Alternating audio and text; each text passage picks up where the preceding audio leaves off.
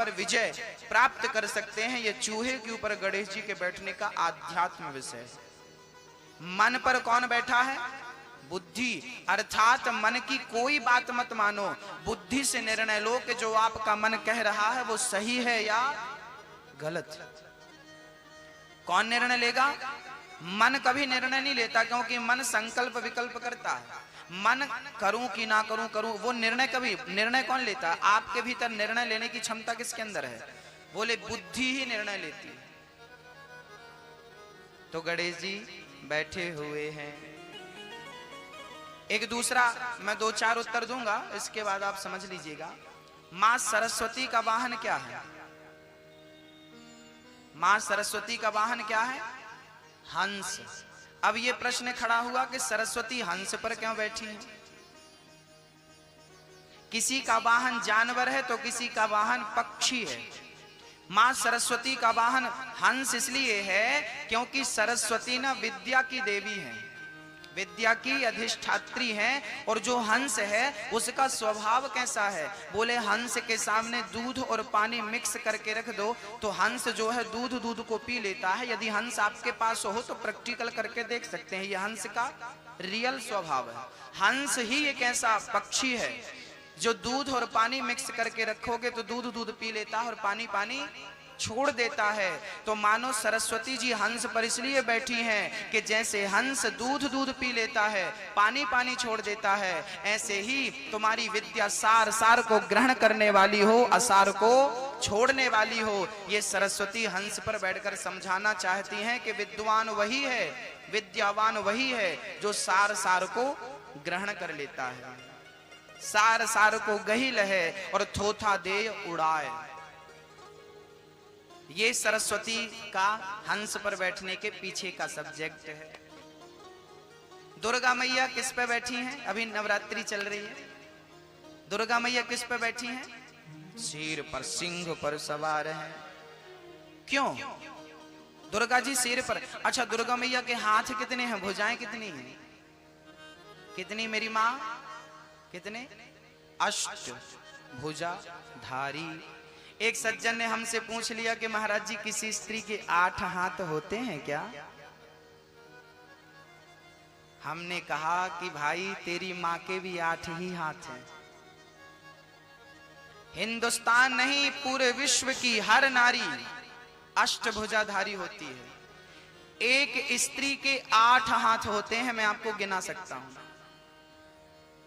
देखो ना, सुबह जब नारी उठती है तो सबसे पहले वो स्नान करती है या काम करती है, उसी समय बच्चे का टिफिन भी बनाती है।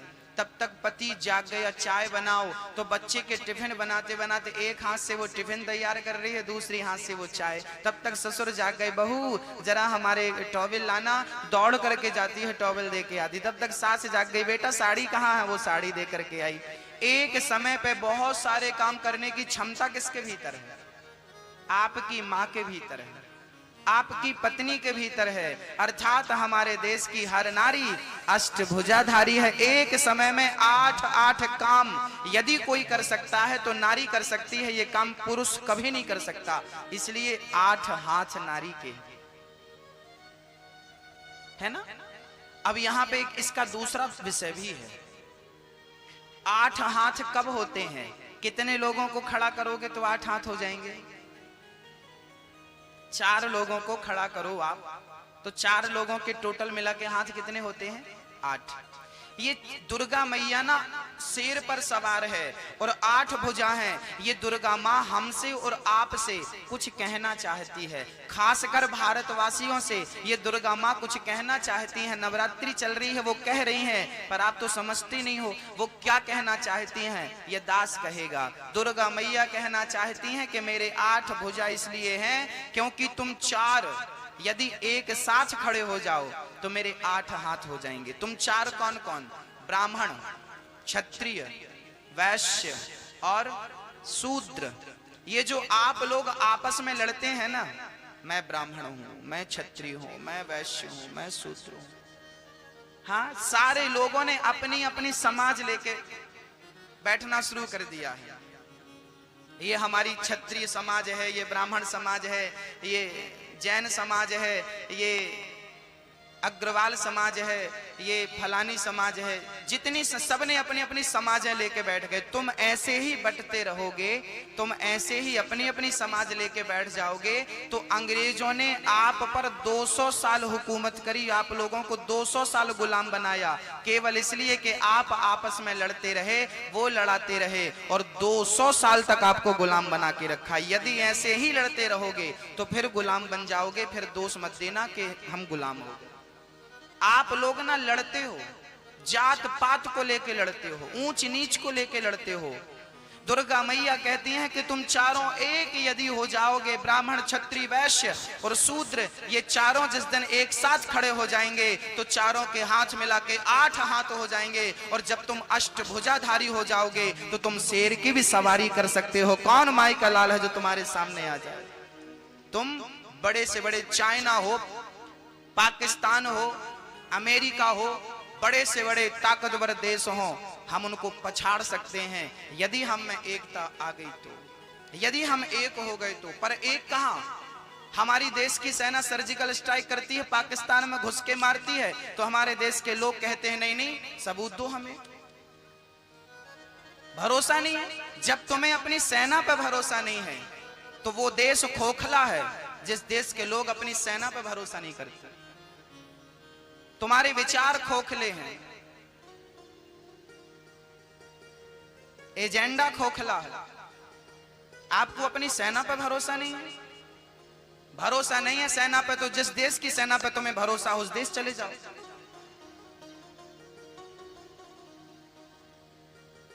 आप आपस में लड़ते रहेंगे। देखिए हमारे देश में जाति तो थी पर जातिवाद नहीं था, जातियां तो थी पर जातिवाद नहीं था। ये जातिवाद नेताओं ने पैदा किया है।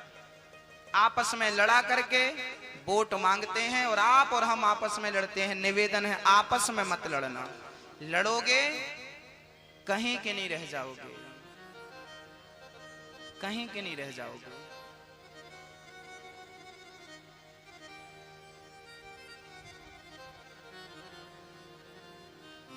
भक्तों, सबसे पहले राष्ट्र होना चाहिए। भारत मां और उसकी सेवा हमारा प्रथम कर्तव्य है, पहला धर्म है। सबसे पहला, दूसरा कोई काम नहीं। भारत मां की रक्षा, उनके लिए हमें अपना बलिदान देना पड़े। सहर्ष हंसते हंसते राम जी जब अयोध्या से गए थे ना, तो याद रखना भक्तों, राम जी अयोध्या की मिट्टी अपने साथ लेकर के गए थे, है ना। जननी जन्मभूमश्च स्वर्गादपि गरीयसी, जन्म देने वाली माँ और जन्मभूमि ये दोनों स्वर्ग से भी श्रेष्ठ होती हैं। हाँ, जहां डाल डाल पर सोने की चिड़िया करती है बसेरा, वो भारत देश है मेरा, वो भारत देश है मेरा।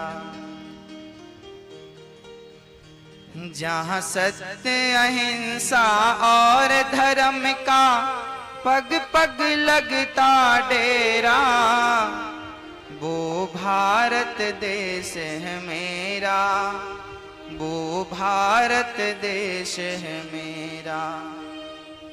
जहाँ डाल डाल पर सोने की चिड़िया करती है बसेरा, वो भारत देश है मेरा, वो भारत देश है मेरा। जहाँ सत्य अहिंसा और धर्म का पग पग लगता डेरा, वो भारत देश है मेरा, वो भारत देश है मेरा। दोनों हाथ उठा के प्रेम से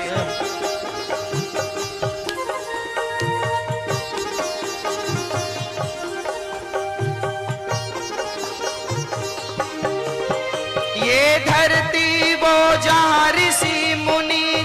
जपते हरि नाम की माला। हरिओम हरिओम हरिओम हरिओम। जहाँ हर बालक एक है मेरा। भारत माता की जय हो।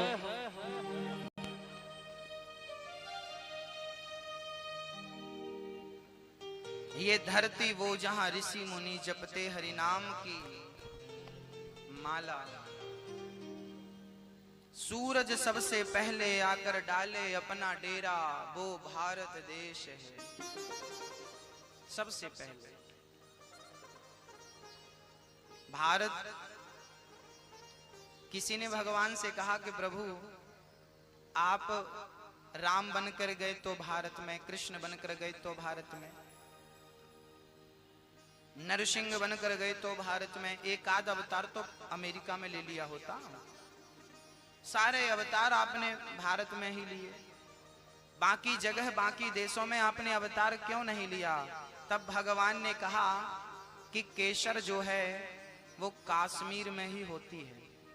आप दिल्ली में केसर बोएंगे तो क्या होगी? जैसे केसर के लिए अनुकूल वातावरण केवल कश्मीर का है, ऐसे भगवान के लिए अनुकूल वातावरण केवल भारत है। यहाँ भक्तों के बीच में उन्हें आने में अपार सुख मिलता है, इसलिए वो भारत में अवतार लेते हैं। दुनिया के किसी भी देश को माँ नहीं कहा जाता। अमेरिका को माँ, रूस को माँ, जापान को माँ, पेरिस को माँ कहा जाता है, श्रीलंका को माँ न, केवल भारत को माँ। और भगवान कहते हैं जहां माँ होगी वहीं बेटा होगा। तो भारत जैसी माँ होगी तो राम जैसा बेटा होगा। पहले लोग हमारे पड़ोसी मुल्क को लंका कहा करते थे। हमारे संतों के भोजन में जो मिर्ची होती है ना, उसे लंका कहते हैं। संतों की भाषाएं अलग होती हैं। संत लोग ना नमक को राम रस कहते हैं, चावल को महाप्रसाद कहते हैं, दाल को बैकुंठी कहते हैं, कढ़ी को पीतांबरी कहते हैं और मिर्ची को लंका कहते हैं। भाई लंका ले आना।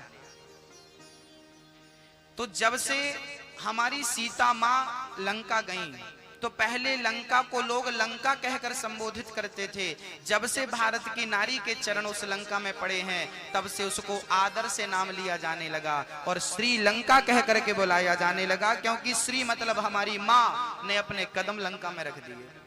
तो जिस देश की नारी के चरण पड़ जाते हैं, तो उस देश के नाम के साथ श्री जुड़ जाता है।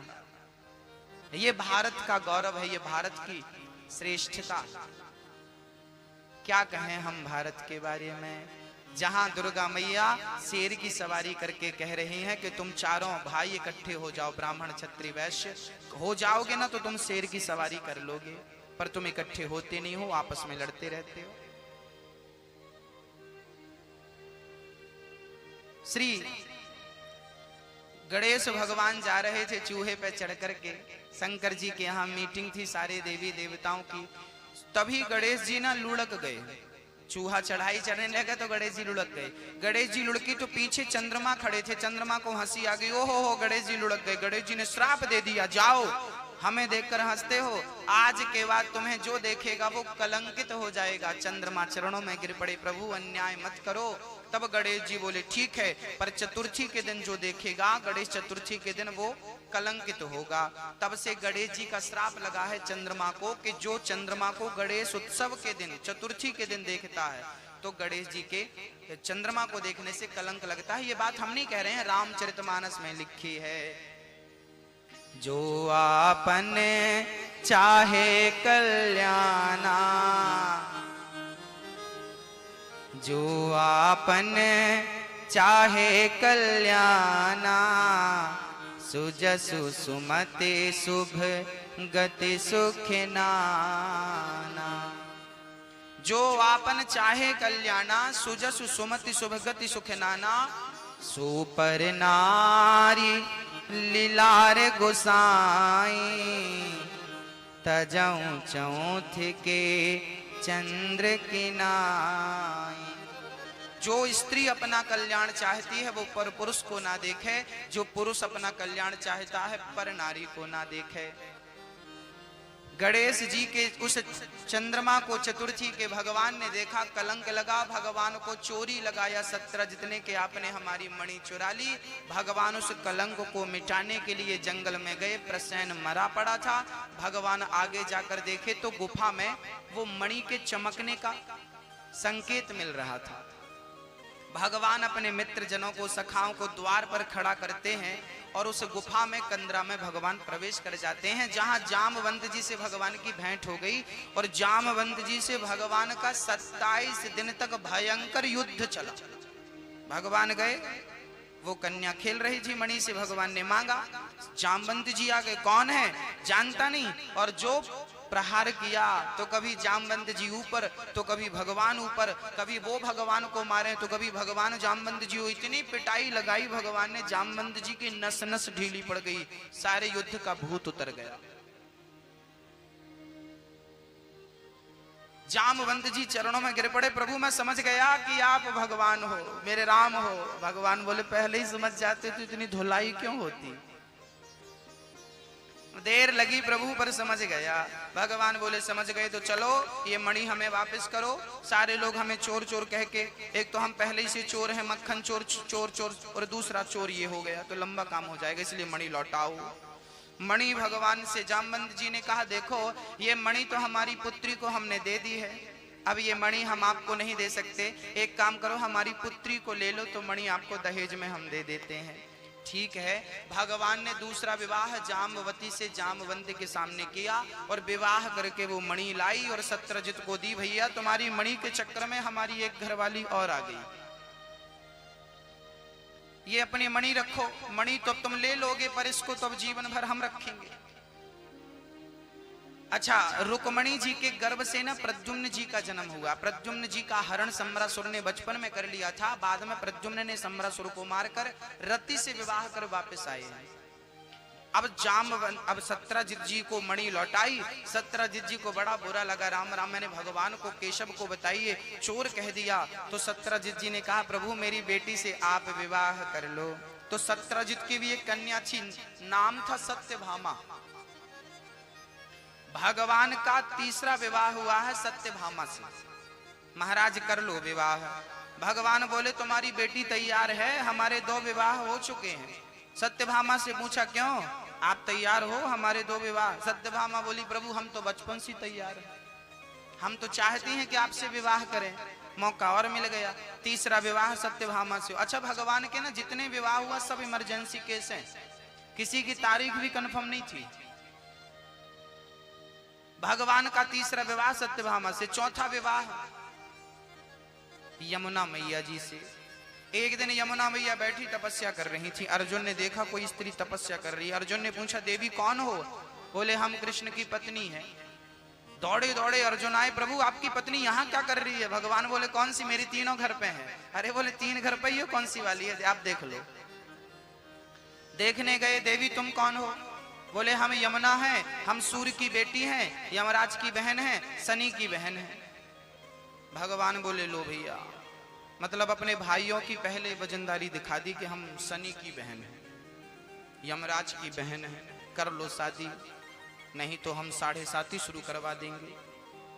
हाँ, तब भगवान श्री कृष्ण बोले क्या चाहती हो? यमुना बोली आपको पति के रूप में चाहती हैं, चाहेंगी क्या? भगवान बोले सुनो हमारे 3 हो चुके हैं। यमुना बोले कोई बात नहीं, चौथी हम। भगवान बोले तुम स्वीकार करती हो तो कर लो। भगवान ने चौथा विवाह यमुना जी से कर लिया, यमुना मैया के संग विवाह। 5वां विवाह भगवान का हुआ उज्जैन। उज्जैन के राजा थे विंद और अनुविंद, इनकी बहन थी मित्रविंदा। मित्रविंदा एक दिन भगवान उज्जैन गए। उज्जैन में आपके गुरुजी थे ना, तो गुरुजी के दर्शन करने गए, तो फिर वहां से गुरुजी तो आशीर्वाद मिला, आशीर्वाद में एक पत्नी मिल गई। मित्रविंदा से आपने 5वां विवाह किया। 6वां विवाह भगवान का हुआ है सत्या के साथ। 7वां विवाह भगवान का हुआ है भद्रा के साथ 8वां विवाह भगवान का लक्ष्मणा के साथ हुआ है। ये भगवान के 8 विवाह द्वारिका में संपन्न हुए। भौमासुर नाम का एक दैत्य था। भौमासुर नाम का एक दैत्य था। इसने 16,100 कन्याओं को बंदी बना रखा था। 16,100 कन्याओं को आपने बंदी बना रखा। कन्याओं पर बड़ा अत्याचार करता। उन कन्याओं ने भगवान से कहा, प्रभु आओ हमारी रक्षा करो। तब भगवान ने उन कन्याओं को जाकर के जेल से मुक्त किया। भौमासुर को युद्ध में परास्त किया। कन्याओं से कहा, देवियों किराया खर्चा ले लो, अपने अपने घर को चले जाओ। कन्याओं ने कहा, प्रभु अब हम भला कहाँ जाएंगे, आप हमसे विवाह कर लो। भगवान बोले, जो मिले सब विवाह के पीछे पड़े हैं भाई। अब भगवान ने कहा, तुम कितनी हो? बोले, हम 16,100। भगवान ने मन में सोचा कि 2-4 होती तो हम सोच भी लेते, जैसे 8 वैसी 12, पर तुम पूरी बाजार हो, अब कैसे करें बताओ। अब 16,100 कन्याएं बोली, तो फिर एक काम करो, हमें थोड़े थोड़े जहर की व्यवस्था करा दो। भगवान बोले, जहर का क्या करोगी? बोले, मर जाएंगे, क्या करेंगे? अब तो हमें कोई अपनाएगा नहीं, घर से भाई लोग निकाल देंगे, पिताजी निकाल देंगे, तुम पर पुरुष के पास रह के आई हो, अब तुम्हें हम स्वीकार नहीं करेंगे। जिन्हें कोई स्वीकार करने को तैयार नहीं था, जिन्हें कोई देखने को तैयार नहीं था, ऐसी कन्याओं को भगवान ने सम्मान दिया है, अपनी पत्नी बना करके हृदय से लगाया है। दरबार में बंसी वाले के दुख दर्द मिटाए जाते हैं, दुनिया के सताए लोग यहाँ सीने से लगाए जाते हैं। आप लोग कहते हैं ना, भगवान को क्या जरूरत थी इतने सारे विवाह करने की? अरे भगवान ने खुशी से नहीं किया, ये सब जबरदस्ती गले पड़ गई, करना पड़ा। नहीं करते तो ये मरने को धमकी दे रही थी, मर जाएंगी हम, अब मरता क्या ना करता। अब भगवान बोले, भाई मत मरो, कर लेते। इन 16,100 कन्याओं से आपने विवाह संपन्न कर लिया। कहा तो ये भी जाता है कि कर्मकांड उपासना कांड के ये जो 16,000 मंत्र हैं, ऋचाएं हैं, यही भगवान की पत्नी है, भगवान की यही पत्नियां हैं। भगवान को पाने के लिए इन सारी स्त्रियों ने बड़ा तप किया था, तब कहीं जाकर भगवान इन सब को प्राप्त हो गए। और टोटल विवाह हो गए भगवान के 16,108। हर रानी के गर्भ से 10 बेटा और 1 बेटी हुई है। 16,108 तो केवल बेटियां थी, और फिर 10-10 बेटा एक रानी के। आप देख लो कितना हो रहा, लंबी संख्या है। इतना बड़ा परिवार है भगवान का, फिर भी आपने कभी नहीं सुना होगा कि आज कन्हैया का रुक्मणी से झगड़ा हो गया, सत्यभामा से झगड़ा हो गया, कालिंदी से झगड़ा हो गया, मित्रविंदा से झगड़ा। कोई झगड़ा नहीं। इतनी पत्नियां हैं पर झगड़ा नहीं होता। और यहाँ पे एक वाली, एक जिनकी है वो परेशान है, वो टेंशन में जी रहे हैं, वो हाहाकार कर रहे हैं, एक नहीं संभल रही है। और भगवान ने 16,108 संभाल ली। अब जो इतनी सारी पत्नियां संभाल ले, वो भगवान तो यूं ही हो जाएगा। आप संभाल लो तो आप भगवान हो, पर आपसे तो एक नहीं संभल रही है ठीक से। एक से ही 10 बार झगड़ा हो जाता है दिन में, 4-4 दिन तो बोल चाल नहीं होता। एक ही घर पर रह के दोनों एक दूसरे को देखते नहीं है। एक ही चूल्हे पर पत्नी अपना बना लेती है, फिर पति बनाता है अपना, मैं अपना बना के खाऊंगा। ऐसा भी देखा गया है। अब बताओ, अब ऐसी स्थिति आपकी है और भगवान की इतनी सारी थी, फिर भी झगड़ा कभी नहीं हुआ। तो पत्नी शादी कर लेना बड़ी बात नहीं है, उसे निभाना बहुत। भगवान ना निभाना जानते हैं। भगवान क्यों बन गए?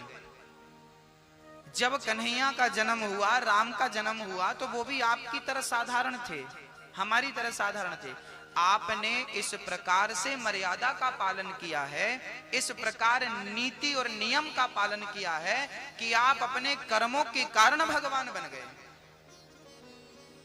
राम जी 14 वर्ष के लिए वनवास ना जाते, माँ बाप की आज्ञा का पालन ना करते, तो क्या आप उन्हें भगवान आज कहते? कोई नहीं कहता। आपने सत्य को कभी नहीं छोड़ा, याद रखिए।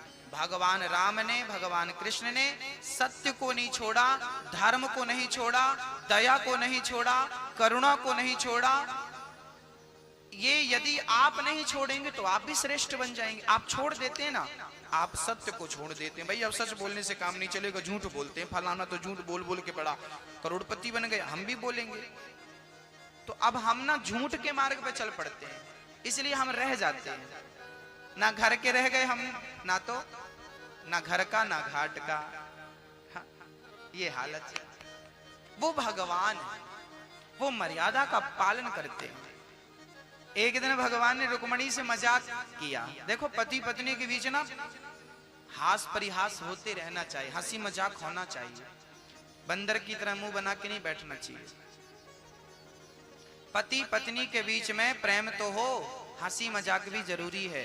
हंसते रहने से ना बहुत सारे रोग समाप्त होते हैं, इसलिए हंसना सेहत के लिए बहुत जरूरी है। तो भगवान श्री कृष्ण एक दिन रुक्मणी जी से कह रहे थे, सुनो, क्या जरूरत थी तुम्हें हमसे विवाह करने की? ये बात भगवान तब कह रहे हैं जब प्रद्युम्न का जन्म हो गया था और प्रद्युम्न की शादी भी हो गई थी। मतलब भगवान का बेटा, उसकी शादी हो गई थी। ये बात भगवान रुक्मणी से तब कह रहे, सुनो, क्या जरूरत थी तुमको हमसे शादी करने की?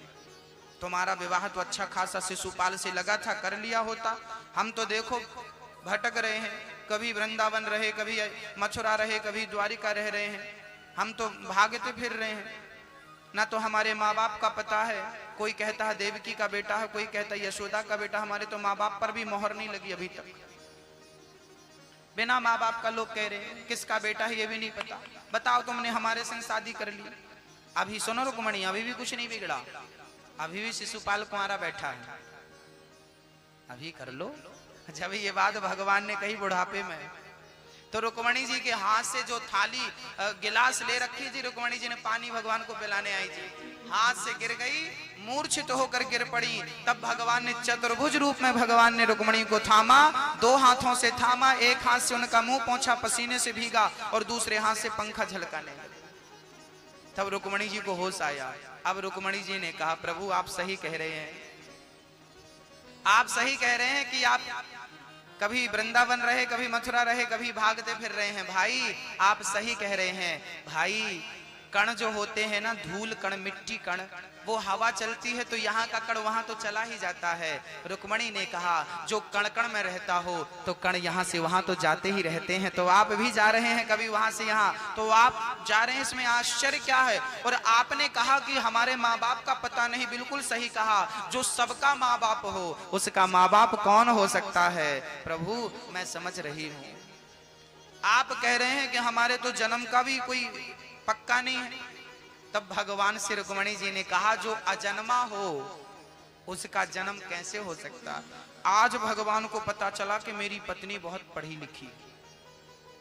जब इतनी बढ़िया बात रुक्मणी जी ने करी तो पता चला कन्हैया को कि मेरी पत्नी पढ़ी। तब से भगवान और सम्मान करने लगे रुक्मणी जी का, और कहा कि पगली मैं तो मजाक कर रहा था, कोई सीरियस होना जरूरी था क्या?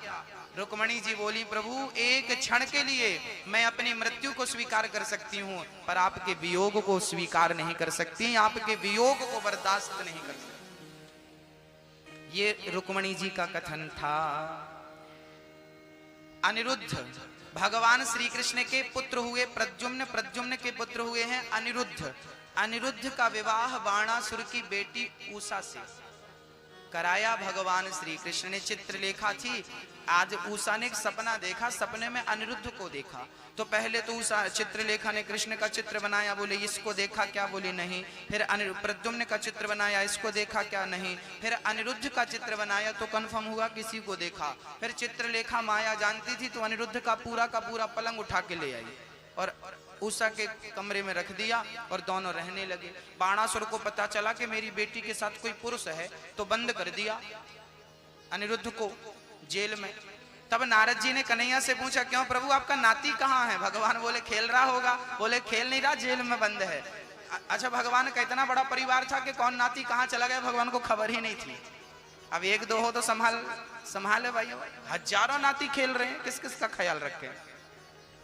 तो भगवान फिर सेना तैयार करके गए, दुष्ट को मारा और फिर उषा से अनिरुद्ध का विवाह कराया। भगवान बड़ा अद्भुत दर्शन करा रहे हैं।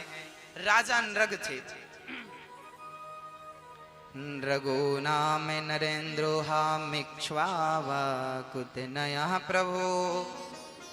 इक्ष्वाकु वंश के राजा थे राजा नृग। आपने गायों का इतना दान दिया है कि आज स्वयं जब आपकी मृत्यु हुई तो यमराज ने कहा कि आपने इतनी गायों का दान किया है कि पृथ्वी के धूल कणों का गिनना संभव है, पर आपने गायों का जितना दान दिया है गायों को गिनना संभव नहीं। पर आपसे एक पाप भी हुआ है। क्या पाप हुआ है? बोले एक बार आपने गाय दान कर दी, वो गौशाला पंडित जी के गौशाला में गई, उनकी गौशाला से छूटकर वो आपकी गौशाला में आ गई। आपने उसी गाय का दान फिर दूसरे पंडित जी को कर दिया। वो दोनों पंडित जी जा रहे थे तो आपस में झगड़ा करने लगे, ये गाय हमारी है, ये गाय हमारी। और आपके पास आए तो आप राजा होकर निर्णय नहीं दे पाए, इसलिए आपको हम गिरगिट बनाकर भेज रहे हैं। एक गिरगिट बनाकर कुएं में राजा नृग को डाल दिया। आज भगवान श्री कृष्ण के बच्चे भगवान को लेकर उसी जंगल पे गए और खेल खेलने लगे। खेल खेलते खेलते बच्चों की गेंद कुएं पे गिर गई। उन्हें बड़ा सा गिरगिट नजर आया। कन्हैया आए और जब कन्हैया का स्पर्श उस गिरगिट ने किया तो सुंदर सा पुरुष बनकर के वो गिरगिट खड़ा हुआ। भगवान ने पूछा आप कौन है? तब कहा कि मैं नृग था, आज आपके स्पर्श से मुक्ति मिली। चूंकि मैंने गाय का दान दिया ना तो आपका दर्शन हो गया, मेरा जीवन सफल हुआ। नृग का उद्धार भगवान ने कर दिया। अब क्या हुआ?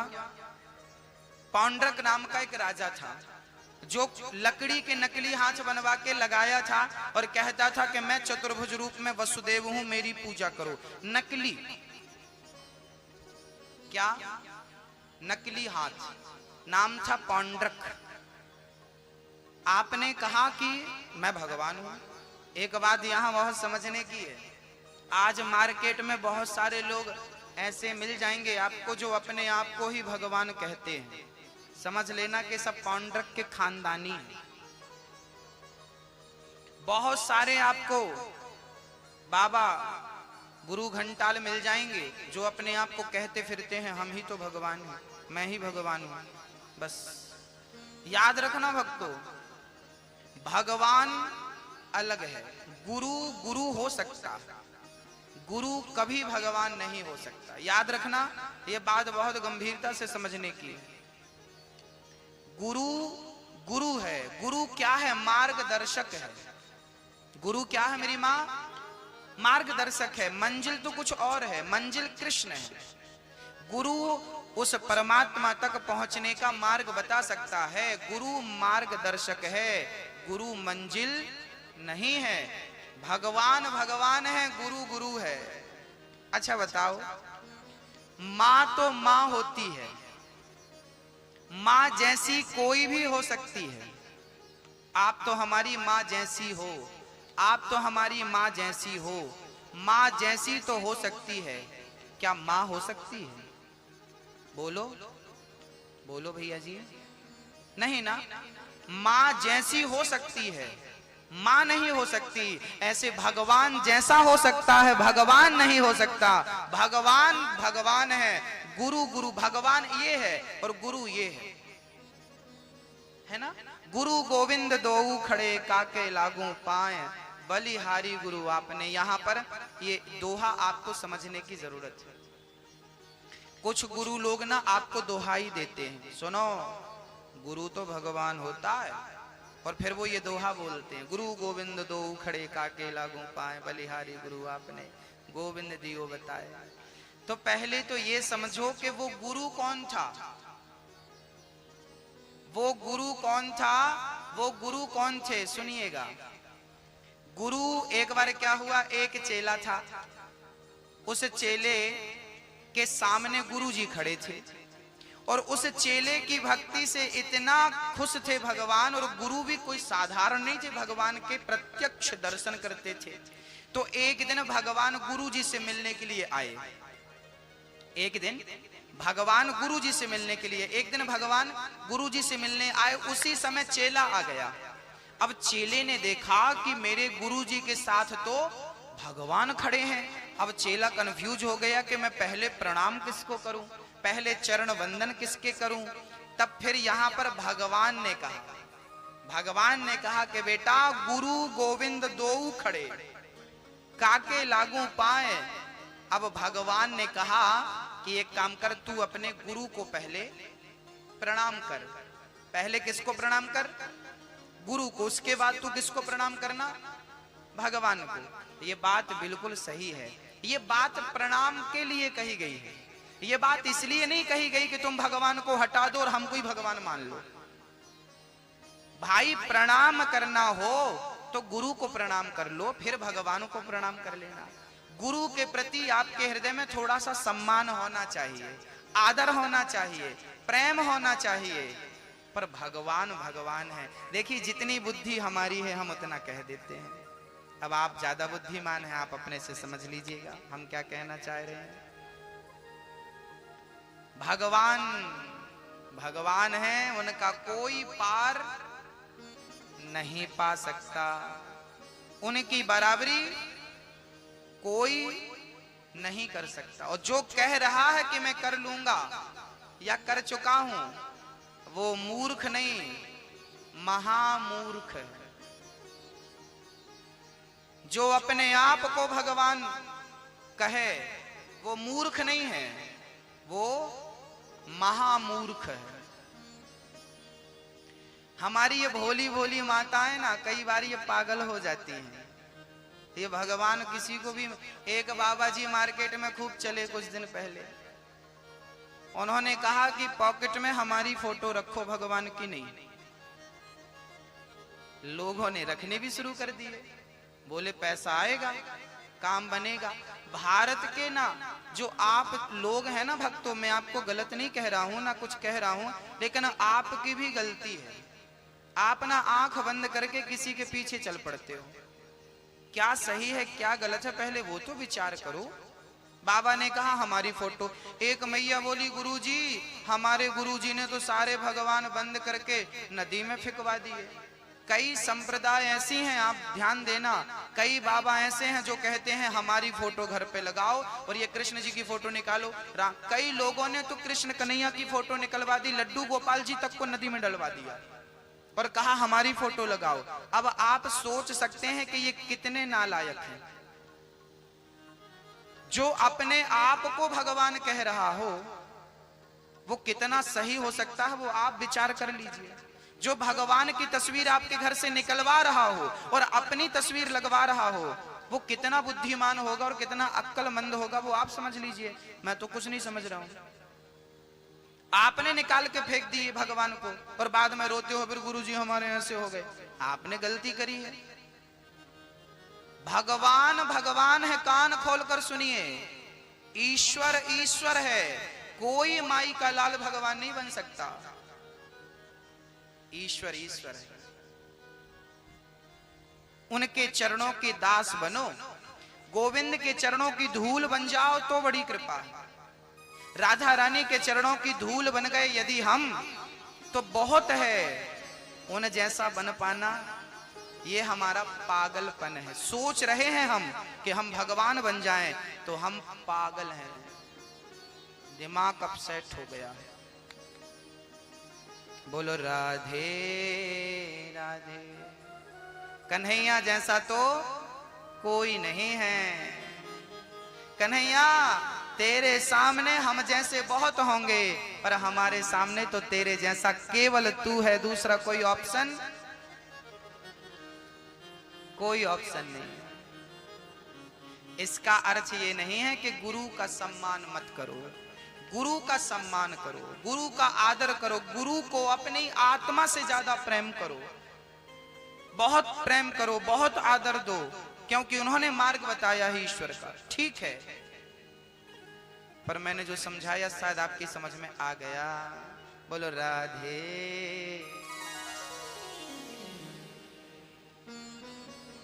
कई लोग ना भगवान को लेके अफवाह करते हैं। हिंदू, मुसलमान, सिख और ईसाई, पूरे विश्व में ये चार लोग हैं। पारसी भी हैं, यदुही भी हैं, अनेक अनेक धर्म हैं, संप्रदाय हैं। आइए मैं छोटा सा प्रकाश इस मुद्दे पर डाल दूं ताकि आपके जीवन में कभी ये प्रश्न खड़े हों तो आप तुरंत इनके जवाब दे सकें। हमारा उद्देश्य है कि आपके अंदर का हर संशय समाप्त हो जाए। देखिए, कई लोग ना लड़ते हैं, ये हमारे भगवान हैं, मुसलमान कहते हैं ये हमारा अल्लाह है, सिख कहते हैं ये वाहे गुरु हैं, ईसाई कहते हैं कि ये हमारे गॉड हैं, ईसा मसीह। क्या है भगवान? और झगड़ा किस बात का है? मंदिर को लेकर झगड़ा है, मस्जिद को लेकर झगड़ा है, गुरुद्वारे और चर्च को लेकर झगड़ा है। इसके बीच का एक तोड़ क्या है? आओ उसको सामने रख देते हैं। कौन सही है और कौन गलत है आज आप लोग निर्णय करेंगे। हिंदू सही है कि मुसलमान सही है कि सिख सही है कि ईसाई सही है? आज मैं एक बात आपके बीच में रखूंगा और जवाब आपसे मांगूंगा। एक चर्चा ध्यान पूर्वक सुनिएगा। एक विद्यालय था, उस विद्यालय में सारे विद्यार्थी अंधे थे क्योंकि वो अंधों का विद्यालय था। वहां पर एक गुरुजी थे, गुरुजी अंधों को पढ़ाया करते थे। एक दिन गांव में हाथी आया। हाथी के गले में बड़ा सा घंटा टन टन टन टन टन बज रहा था। शिष्यों ने गुरु से पूछा, गुरुजी ये किसकी आवाज आ रही है?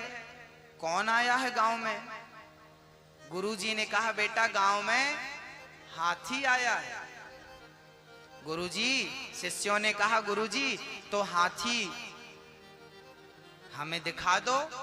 हाथी कैसा होता हमने कभी नहीं देखा, हम हाथी को देखना चाहते हैं। गुरुजी ने कहा, बेटा काश आपकी आंखें होती तो आप हाथी को देख पाते।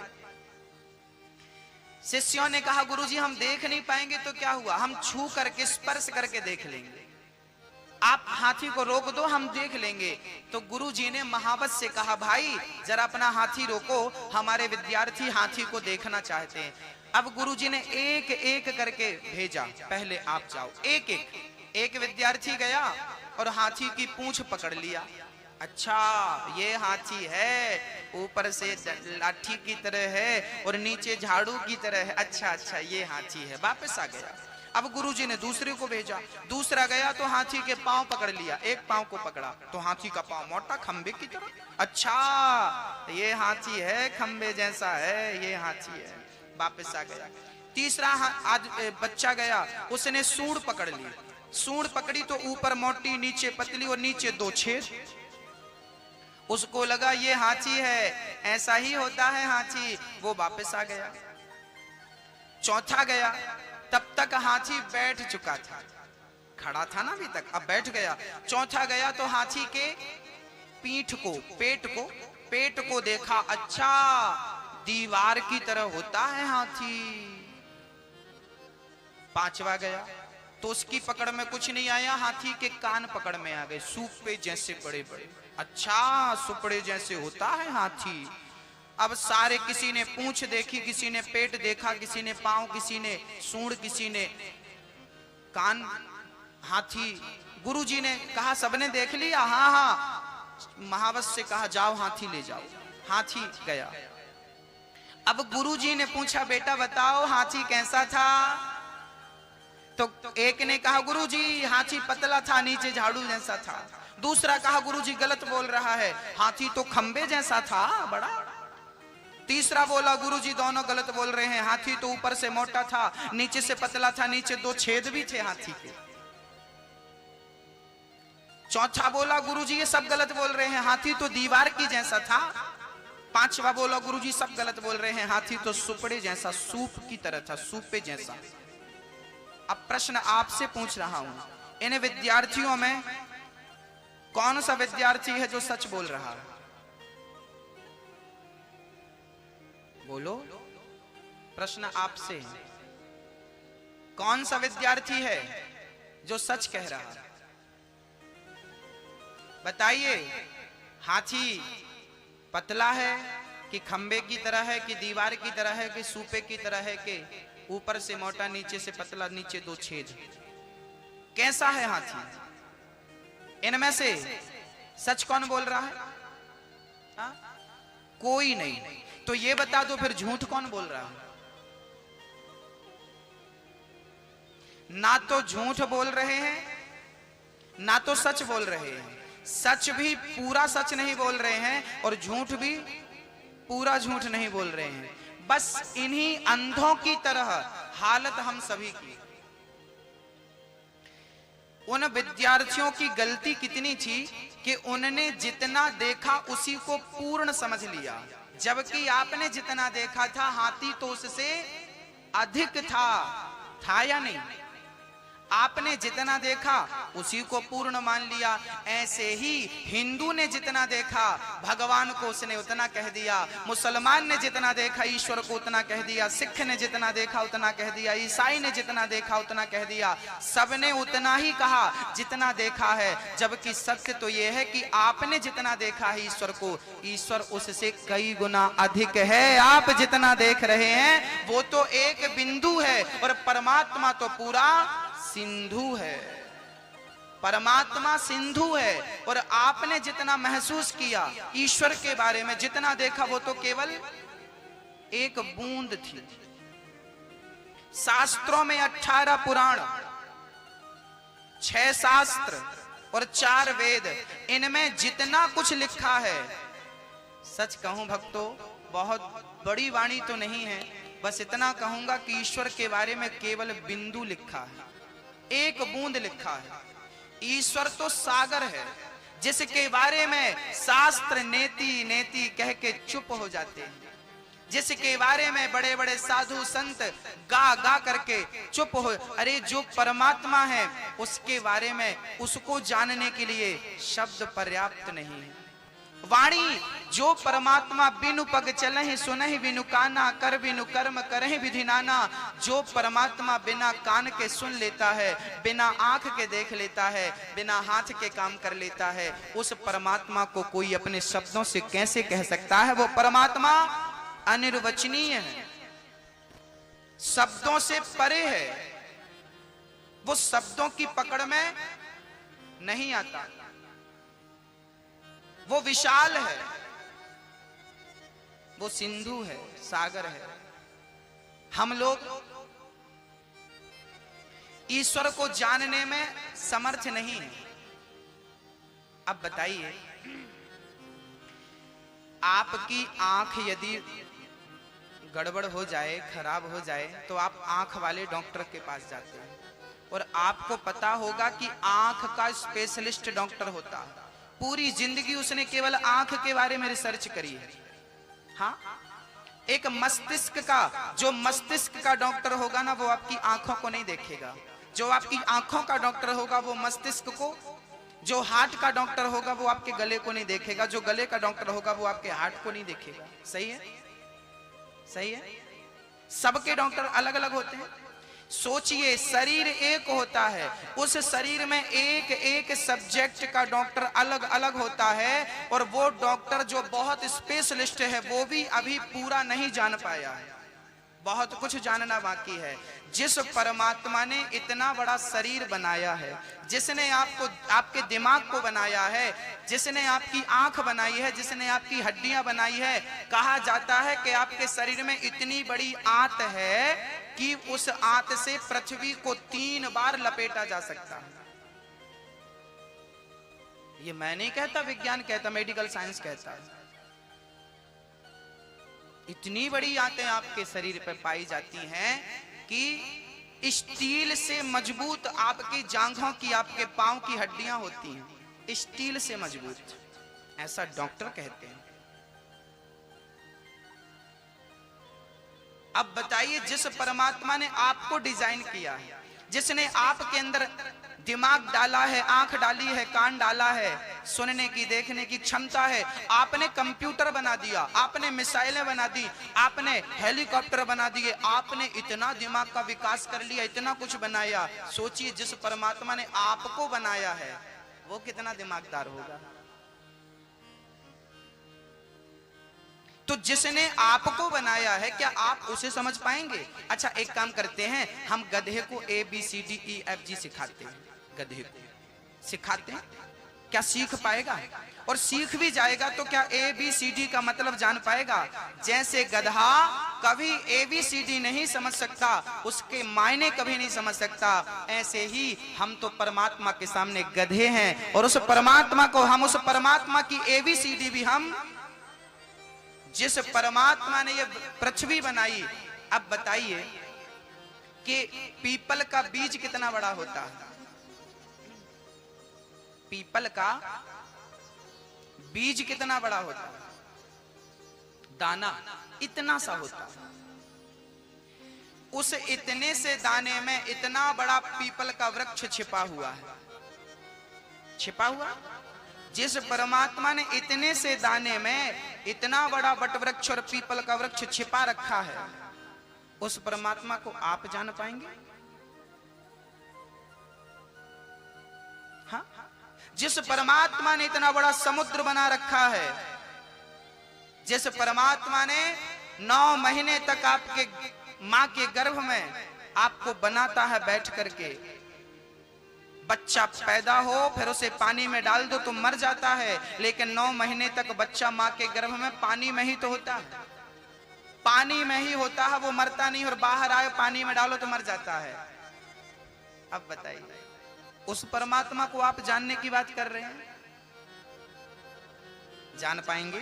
क्षमता है, काबिलियत है ना? मेरी माँ, मैं कन्हैया से कहता हूं, कन्हैया मैं तुझे जानना नहीं चाहता, हाँ यदि भगवान जनाना चाहे। एक मुझे चर्चा याद आ गई, सुन लीजिए। ये भगवान कृष्ण की बाल लीला जिस दिन थी ना, उस दिन ही सुनानी थी, आज सुन लीजिए।